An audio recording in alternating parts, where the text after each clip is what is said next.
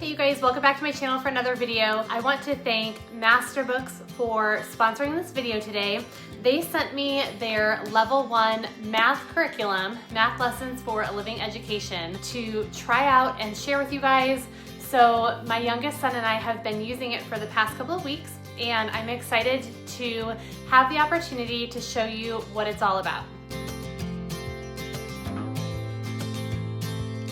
So we're kind of in the season right now where curriculum decisions are being made. My youngest son is 6. He's in kindergarten this year, and I've been starting to make decisions on what we will be using next year. I really like trying new things. This curriculum has been completely new to me.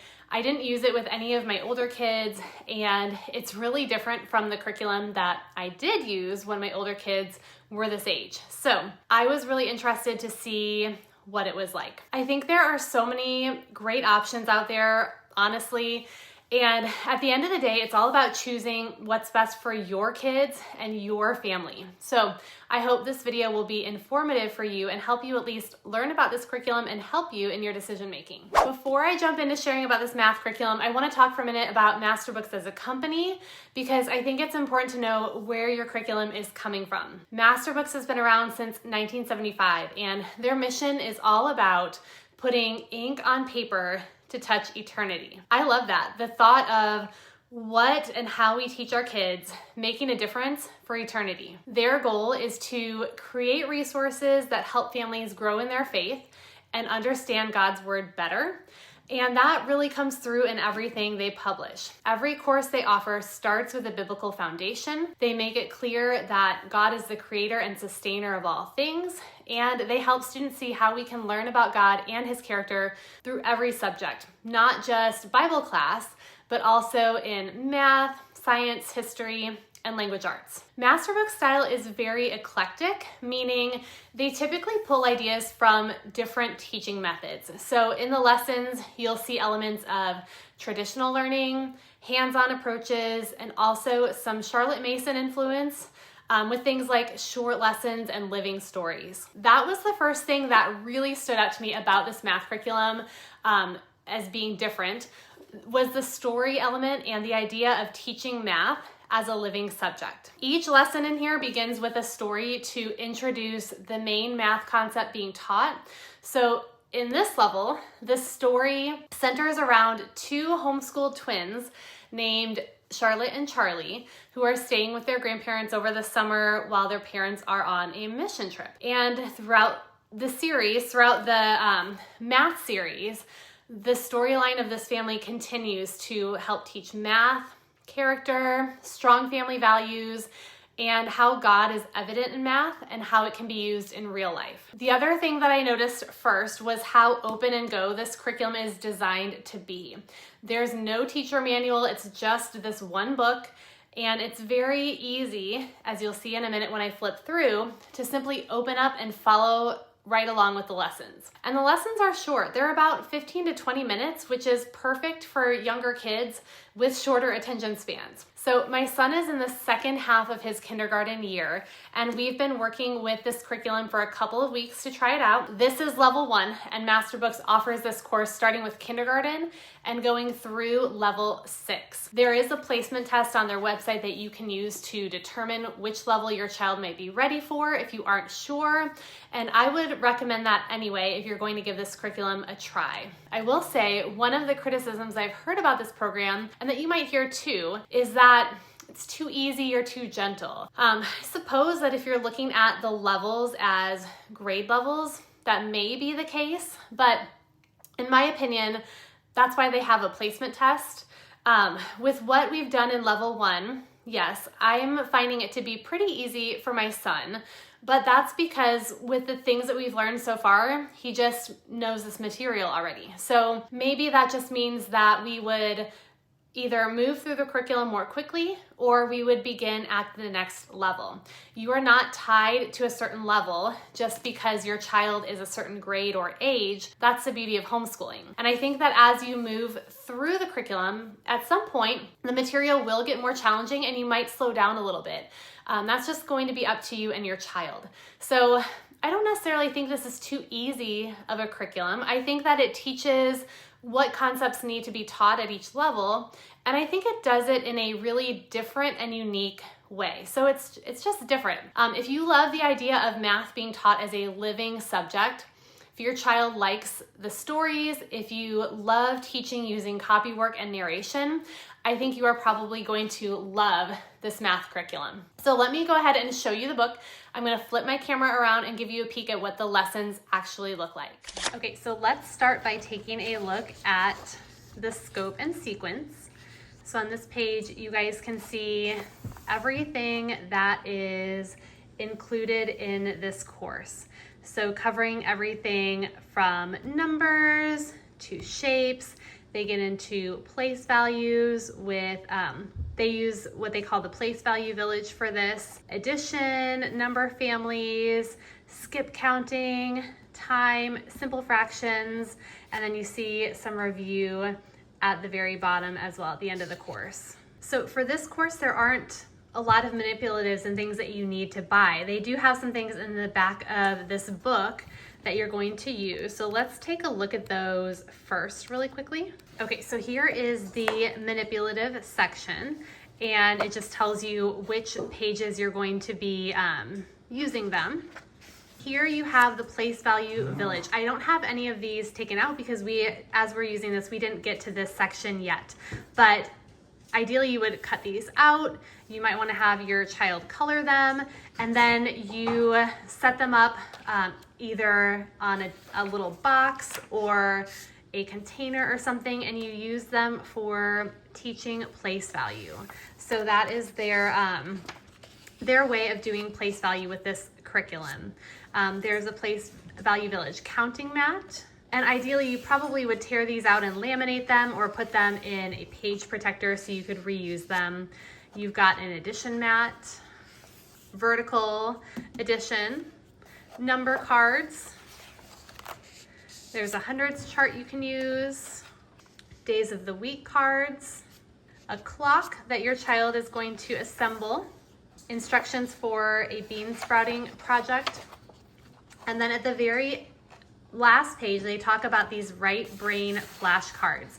So essentially, you're going to be creating flashcards for your child to use as they're learning their addition facts. And this kind of tells a little bit about it. Now, this, basically makes me think of you're going to have some cards, and then you have a story or you have something that goes along with the cards to help your child remember that fact. The idea of doing these right brain flashcards, even though it might feel uncomfortable because it's not something that we are used to, the idea is to really be able to train our kids' brains, the right and the left side, to communicate and really create pathways between those two sides, which ideally will help them be better able to reason and communicate and things like that. So training your brain with these flashcards, just another thing that's a little bit different from this curriculum. Again, we haven't gotten to this part yet, so we haven't experienced those or made those ourselves. So let me take you through the rest of this book. After the table of contents, you just have a page where it kind of talks about the different features. Each lesson should take approximately 30 minutes, 5 days a week. They do have answer keys online. So again, not a separate teacher book for answer keys. And this is just designed for 1 year. And then thinking about math as a living subject, this is one of the things that makes this curriculum so unique, is it is designed to be taught as a living subject. And here, they really talk about what that means. This sentence says, "Pretty colors do not make a living book. Content, story, and the ability to show math in real life make a living book." And I think that this curriculum does a really good job of that. Okay, so next page, you have a supply list here. There's really not a lot of fancy supplies that you need, a lot of things you probably have at home, and then you have those manipulatives in the back. Talks about how you can use everyday items as manipulatives, grading if you need to do that. And then here you have a suggested daily schedule. So if you like to have a schedule to follow, check marks as you're completing lessons. You like to record grades. You have this here. Typically when we used it, we just opened it up and just went kind of section by section. So they do have this in here in case you want to use it, all broken up by weeks and days, letting you know what you need to do. Okay, so then we get to our first lesson. So at the beginning of the lessons, this is where the story element is going to come into play. You've got Charlotte and Charlie who are spending the summer at their grandparents' farm, and they're going to learn all about some nature elements, lots of math that's going to be integrated into the things that are going on at the farm. So at the beginning of the lesson, you would read the story, and then the concept that it introduces, then you get a chance to practice it. So this lesson is all about teaching the numbers from 0 to 9. There's copy work, and then throughout the lesson, they bring in some more of that real life application. But all of the activities are just a little bit different. So, when my son was doing it wasn't boring. And he got to work a lot on writing his numbers.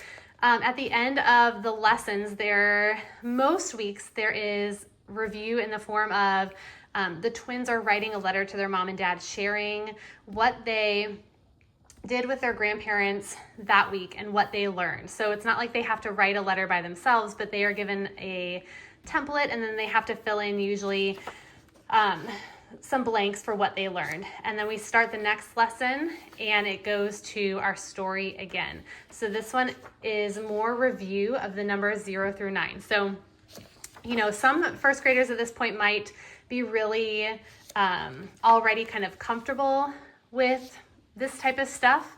For some, maybe the copy work is going to be really helpful, and it's good to kind of go through that. But that's where you kind of take it at your own pace. And, if your child knows a lot of this stuff already, then you can move more quickly through it. Again, in these stories, this is kind of where they will bring in that biblical element and kind of point out some different truths about God and his nature.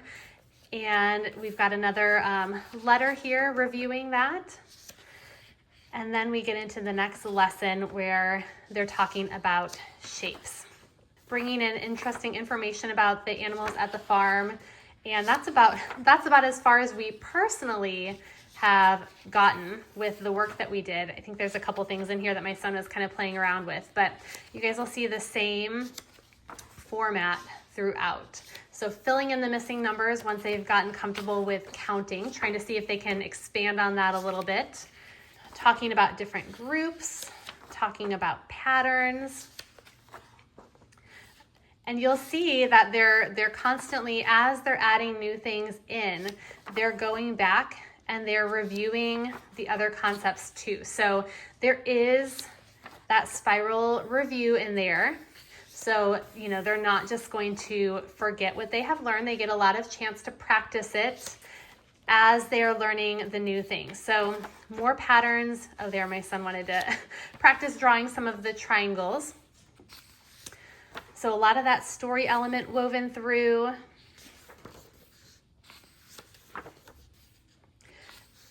Bringing in, talking about the butterfly life cycle. I like how that nature element is integrated through there. And then we get into, this is where they start using that place value village. So they give you lots of notes on how to set it up. You're going to use things like beans or coins or maybe even math cubes, things like that, as they learn the place value. So this is taught kind of through that story format, as I think it's the grandfather is teaching the twins how to count using that place value village. All right, and then a little ways back, lesson 13, we start to talk about addition. So this is where they begin, after they've kind of talked about patterns, they build onto that by using the +1 method of addition. They bring out the addition mats, still working on some copy work for the numbers. There's still that review in there.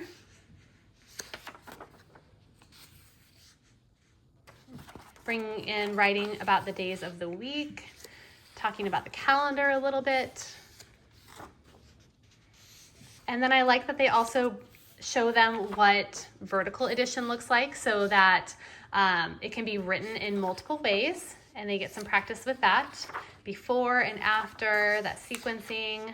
And then in lesson 17, they get to skip counting, and this is where they bring in a little bit more from the Bible. They talk about Noah's story and the ark to kind of introduce that concept of skip counting and counting 2 by 2. But other than that, and other than a couple of other, the mentions of God and his, how he's seen in nature and things like that, you'll notice that there's not really a lot of scripture on every page. You do have a little bit here and there that will direct you to the Bible to read, which I think is great.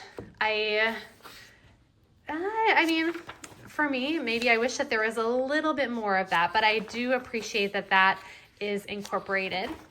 And then we keep going, counting by tens, some more skip counting, counting groups. So just taking each concept that they're building on and just taking that next step with it. So I think it's a great way for kids to really feel confident in what they are doing. And that's one of the goals that they mention in the teacher companion that goes with this. That, and like I said, I'll talk about that in just a minute, but they talk about how the author really wanted to make this a good brain, I think that's the term she uses, a good brain math curriculum. How she wants parents to be good brain people in their children's lives. She didn't want to create a curriculum that would frustrate kids or make them feel like they are bad at math or that they can't do math. She wanted, kids to master the concepts, be able to master them, and to learn from us as parents that they have the ability for greatness, because we are, made in the image of God. So I like that is her intent behind this curriculum. And I think it does a really good job of gradually increasing in difficulty, and with that continual review, making sure that kids have a chance to practice and build on the concepts that they are learning. So here we're getting into talking about time. The work with that clock that was in the back of the book. And then we get into fractions. So fractions are introduced. And then we're still working on time. Still talking about the shapes, counting by 2. So there's that spiral review right there.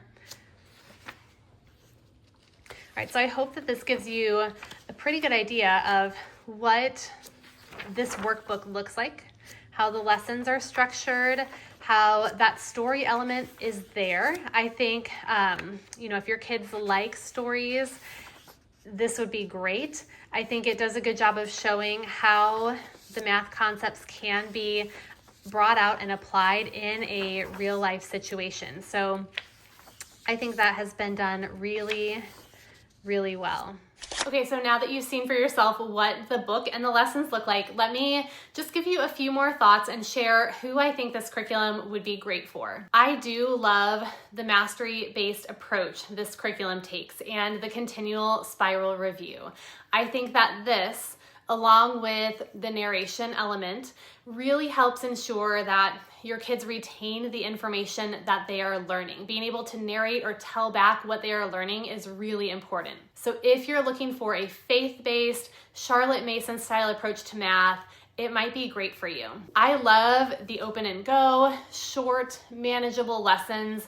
I think this is really beneficial for busy families and younger learners, and even families that are new to homeschooling and want something super easy to use without feeling overwhelming. And I also think the price point for this curriculum is really reasonable, especially if you're looking for something budget-friendly that still has quality content. The biblical worldview is integrated by emphasizing God's order and design in math and how we can see those qualities reflected in nature and everyday life. And while it's not heavily scripture-based on every page, you'll notice biblical principles woven throughout the stories, things like responsibility, kindness, gratitude, and perseverance. And then, they've got that retelling of Noah's story in there, which adds a nice little faith connection. But as you saw in the flip through, the faith aspect is kind of more about pointing kids towards godly character and showing how God's design is present in what we're learning. So if you're looking for something with light, consistent reminders of God's truths and character building themes, this does a really nice job of that. That said, it's not going to be the right fit for everyone. If your child needs a lot of drill and review, or if you're looking for something super rigorous, more of an advanced program with more critical thinking type problems, this might not be the best fit. On the flip side, if you're thinking that maybe this looks a bit too light on the practice, Masterbix does have a workbook that goes along with this curriculum series called Practice Makes Perfect. This is available to purchase if your child needs extra practice on the concepts being taught. I do also want to show you guys that Masterbooks sent me this teaching companion that I do highly recommend if you plan on using this curriculum. This does a great job of explaining the approach that the author took with this series. It gives a scope and sequence chart for all levels, teaching tips, recipes you can use as you teach, and it also has all of the readiness tests in the back of this. So while it's not necessary, this is a nice companion to have as you prepare to teach this curriculum to your kids. Okay, so I hope that this flip through is helpful to you if you are looking for a first grade math curriculum. Like I said earlier, there are many options out there, each with a little bit of difference in their approaches. So now you know what makes math lessons for a living education different and what makes it unique among other choices you may be considering. Remember, there is no one size fits all when it comes to homeschooling. It's all about finding what works for your child and your family, and I hope this gave you a helpful peek at whether this might be a good fit for you. Definitely go check out their website and their placement test if you want to take that next step and see which level your child might be ready for. Let me know in the comments below if you have any questions, and give this video a thumbs up if it was helpful to you. Thank you so much for watching. I will see you next time.